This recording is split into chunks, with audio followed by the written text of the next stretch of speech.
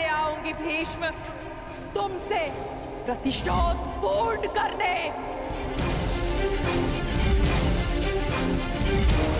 देवी अंबा, प्रतीत होता है गांधारी नंदन युद्ध को भी युद्ध समझ बैठे हैं। युद्ध के पासे भले ही किसी एक के संकेत पे पड़ते हो, परंतु युद्ध के पासे कभी भी पलट सकते हैं। उत्तम विचार द्रुपद नंदिनी, परंतु एक बात समझ में नहीं आई। आप यहाँ क्या कर रही हैं? यहाँ युद्ध के नियम बन रहे हैं, आभूषण नहीं। मेरे आभूषण मेरे अस्त्र है गांधार नरेश। रहा आपके प्रश्नों का उत्तर कुमार दुर्योधन, तो मैं आपको बता दूं कि पांडव पक्ष में आपके हर योद्धा की काट है। तुम्हारे कवच कुंडलधारी मित्र कर्ण का उत्तर है द्रोण शिष्य पशुपतास्त्रधारी कौन्तेय अर्जुन। आपकी अगली सुरक्षा पंक्ति आचार्य द्रोण। तो कदाचित आप भूल रहे हो तो मैं आपको स्मरण करा दूं कि मेरे भाई धृष्टद्युम्न का जन्म द्रोण का वध करने के लिए हुआ है। रही बात आपके प्रिय मामाश्री की, नारायणी सेना की, तो मैं आपको बता दूं स्वयं नारायण पांडवों के मार्गदर्शक है। और शेष रहे आपके कुशल अनुभवी सेनापति गंगा पुत्र भीष्म। तो उन्हें मुक्त करने के लिए मैं स्वयं आप सबके सामने खड़ी हूं।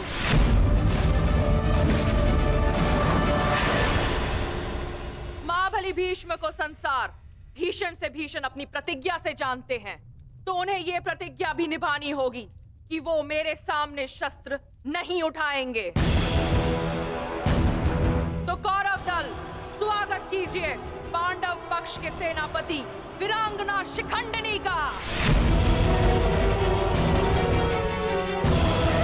अद्भुत पांचाल कुमारी, अद्भुत। परंतु यह समय युद्ध की ललकार देने का नहीं है। यहाँ हम युद्ध के नियम निर्धारित करने के लिए बैठे हुए हैं, इसीलिए आप अपना स्थान ग्रहण करें। तो अब बिना किसी विलंब के युद्ध के नियम निर्धारित करने के लिए चर्चा की जाए। जैसे कि कुरुकुल की रीति रही है कि सदैव सबको समान अवसर दिया जाए, इसीलिए युद्ध के नियम निर्धारित करने के लिए भी हम कौरवों की तरफ से सभी उपस्थित महायोद्धाओं को नियमों का सुझाव देने का समान अवसर दिया जाएगा।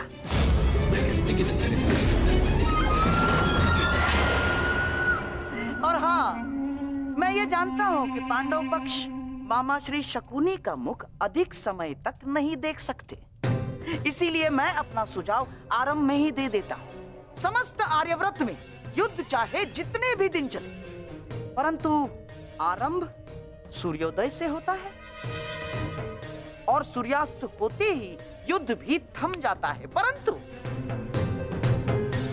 परंतु इस बार नियम में एक छोटा सा परिवर्तन होगा। सूर्यास्त के पश्चात भी युद्ध पर विराम नहीं लगेगा, तब तक जब तक अंधकार इतना सघन न हो जाए कि योद्धाओं को मशाल के प्रकाश में भी कुछ दिखाई न दे।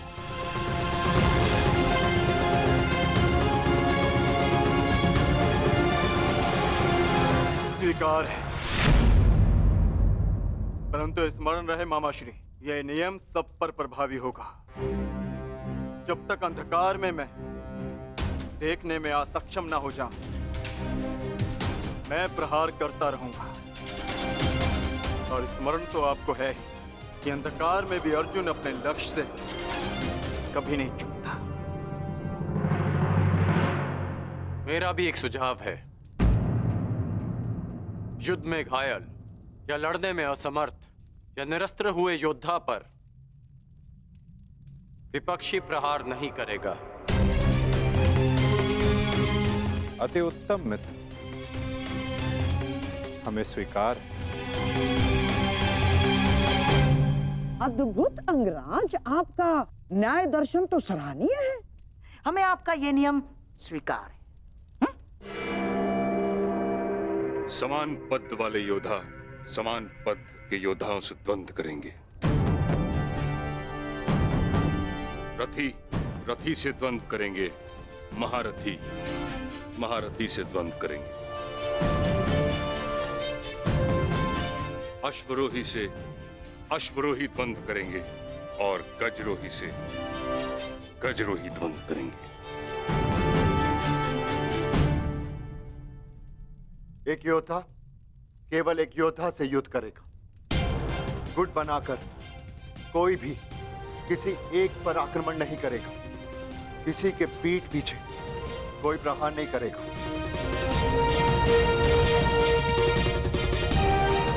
यदि विपक्षी ने पहले छल किया तो क्या प्रतिपक्षी को उसका उत्तर देने का अधिकार है? वो योद्धा की सोच पर निर्भर करता है विकोदर। एक महत्वपूर्ण नियम, इस युद्ध में वही योद्धा एक दूसरे का सामना कर सकता है जिसके पास समान रूप से अस्त्र, शस्त्र और शक्ति होगी। दुर्बल पर प्रहार करना निषेध होगा और इस युद्ध में गदाधारी गदा युद्ध के नियम से और धनुर्धर धनुर्शस्त्र के युद्ध से युद्ध करेंगे। और सबसे महत्वपूर्ण नियम, इस युद्ध में किसी भी प्रकार का छल, कुचक या षड्यंत्र नहीं होगा। स्मरण रहे। हमें स्वीकार है।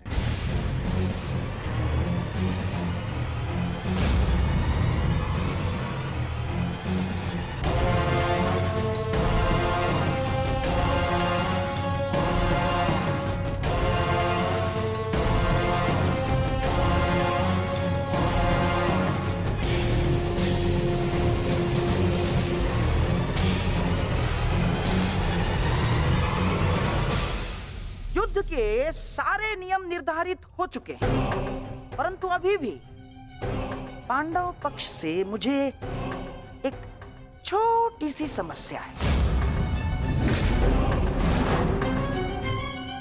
युद्ध के सारे नियम निर्धारित हो चुके हैं, परंतु अभी भी पांडव पक्ष से मुझे एक छोटी सी समस्या है। कैसी समस्या गंधार राज? धर्मराज ना, अर्थात ये युद्ध समान पद, बल, शक्ति और हम पुरुषों के मध्य हो रहा है, तो आपके दल में एक स्त्री क्या कर रही है?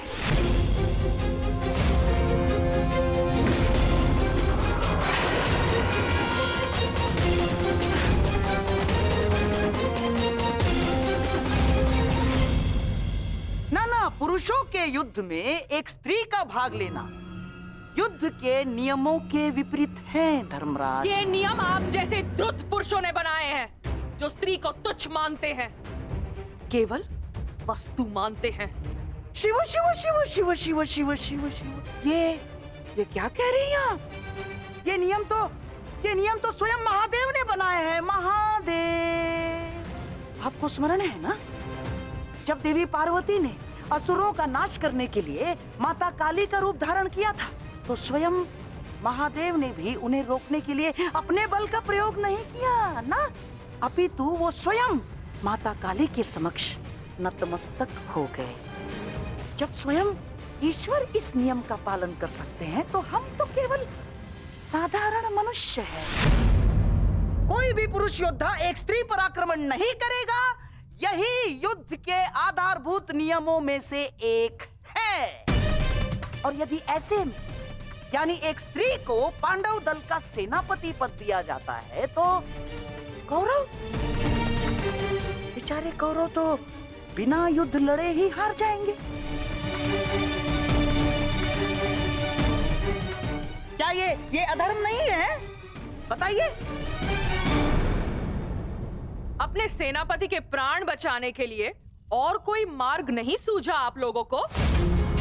योद्धा सिर्फ योद्धा होता है, स्त्री या पुरुष नहीं। स्मरण है माँ पार्वती जिन्होंने काली का रूप धारण करके कितने असुरों का वध किया था। हम असुर नहीं है, हम साधारण मनुष्य हैं, मनुष्य, सभ्य मनुष्य। और सभ्य मनुष्य नियमों का पालन करता है। आप सेनापति पद छोड़ दे, यही धर्म है, क्यों धर्मराज?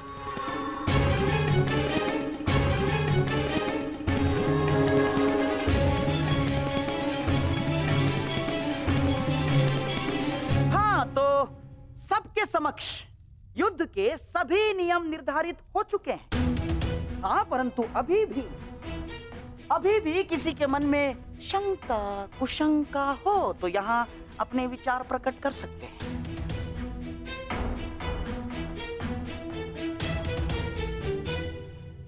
नहीं गांधार राज, इस सभा में बनाए सभी नियम और उपनियम हमें स्वीकार हैं।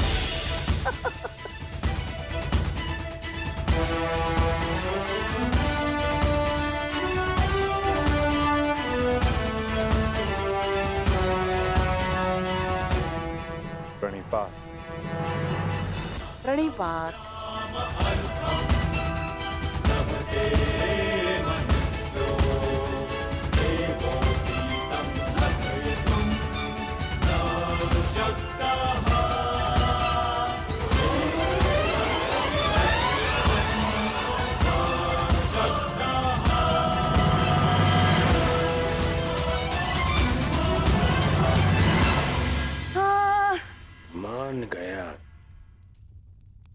मान गया क्या रणनीति थी मामाश्री।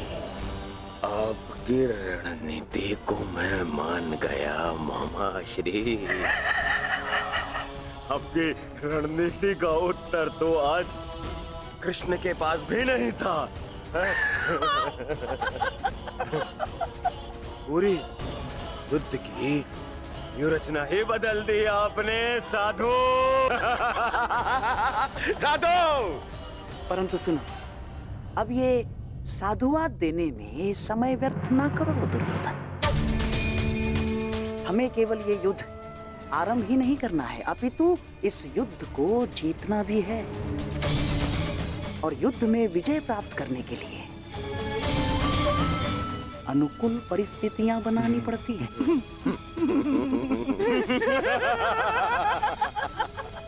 बहुत चतुर बन रहे थे ये पांडव, बहुत चतुर। परंतु अब इन्हें ज्ञात हो गया होगा कि इनकी हार निश्चित है। हमने जो चाहा वही हुआ है दुर्योधन।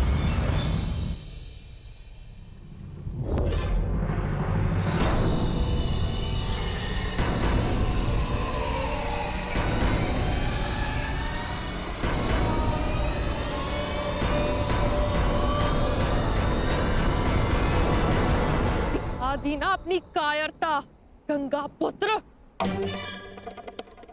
फिर से मौन रहकर तुमने अपने इच्छा मृत्यु के वरदान को लंबा कर दिया। फिर से अपनी दृष्टि झुकाकर तुम्हें लगता है कि तुमने अंबा के प्रतिशोध को झुका दिया।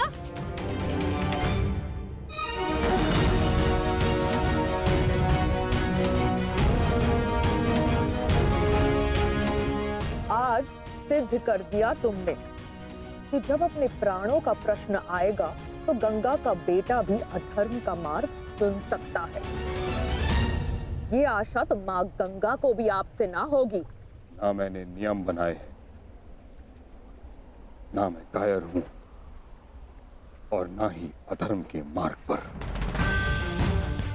मैंने तुम्हें वचन दिया था अंबा देवी कि जिस समय मेरे जीवन का कोई उद्देश्य शेष नहीं रहेगा, मैं तुम्हें वो शक्ति प्रदान करूंगा कि तुम मेरे इस जीवन का अंत कर सको। अब वो समय आ गया है। तुम्हें कदाचित विश्वास न हो, परंतु मुझे आशा है कि कुरुक्षेत्र में तुम मुझे मेरे भार से मुक्ति दिला दो। वरदान से मुक्ति जो मेरे लिए श्राप बन गया, उस मौन से मुक्ति जो पाप बन गया है भीष्म। मेरे अंदर कोई आशाएं शेष नहीं। यदि शेष है तो केवल इस युद्ध का शाप। आपको इतना व्यथित देखकर बड़ी शांति मिली गंगा पुत्र।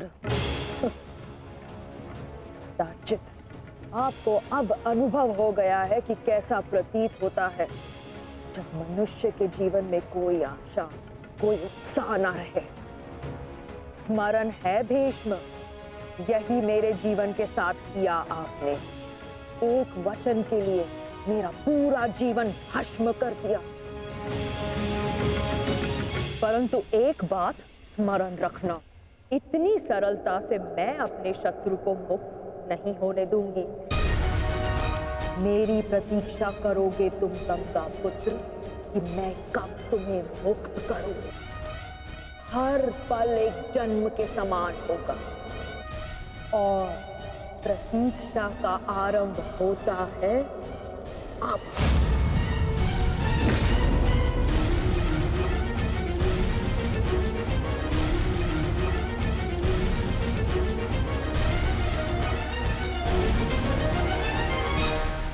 मैं उन्हें नहीं छोड़ूंगा जेस। उन्होंने हमारे साथ छल किया है।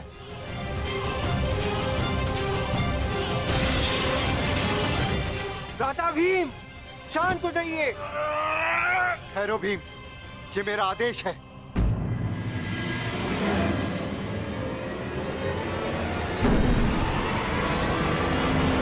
क्रोध केवल तुम्हें नहीं आ रहा है, रक्त हम सबको बन रहा है। एक और हमारे ही मामा श्री को छल के कारण हमारे विरुद्ध युद्ध करना पड़ रहा है,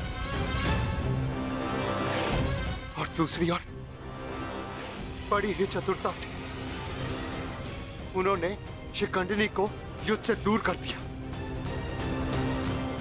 यह समय क्रोध का नहीं, कर्म का है। इस समय कौरव सेना के पास 11 क्षणी सेना है और हमारे पास केवल 7। इस समय हमें हमारी शक्ति को एकत्रित करना होगा।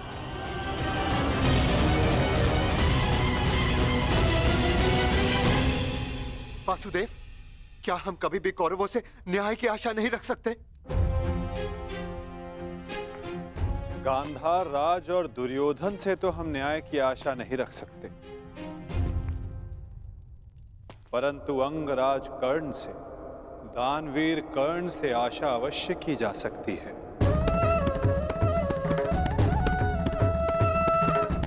कि वो युद्ध में न्याय का पालन करेंगे, अपने वचन दान का मान रखेंगे। हम सब ने देखा कि अंगराज ने कौरवों के पक्ष में होते हुए युद्ध के लिए कैसे न्याय संगत नियम बनाए। परंतु वासुदेव, वो दुर्योधन के विरुद्ध कभी नहीं जाएगा, और उस दुर्योधन से मुझे न्याय की कोई आशा नहीं। कायरों की भांति हमारी सैन्य शक्ति को छिन्न भिन्न करने लगा है। ज्येष्ठ, बहुत हो गई सभा, बहुत बन गया नियम। अब बस, अब समय आ गया है उस दुर्योधन को उचित उत्तर देने का। ठहरो भीम,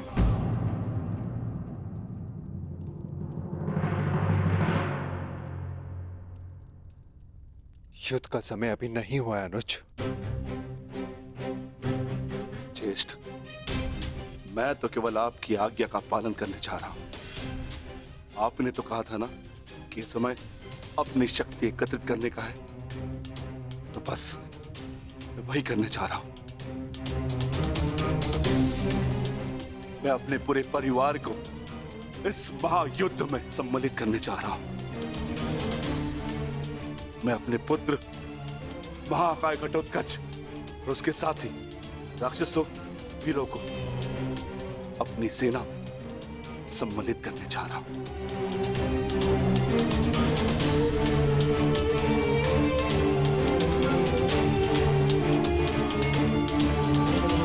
तुम उचित कह रहे हो अनुज। तुम्हें शीघ्र अतिशीघ्र यहां से प्रस्थान करना चाहिए।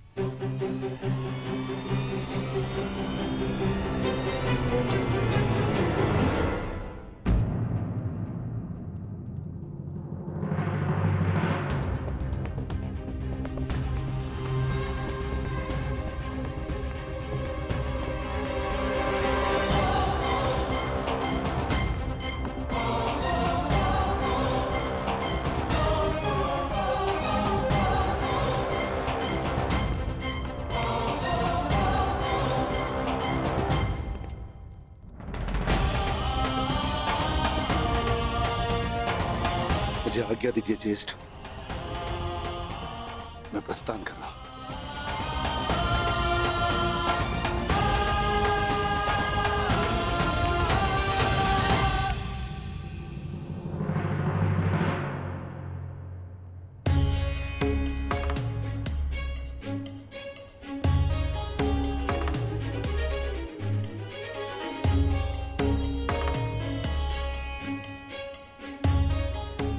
प्रणिपात वासुदेव, मैं अपने पुत्र को लेने जा रहा हूं, आशीष दीजिए।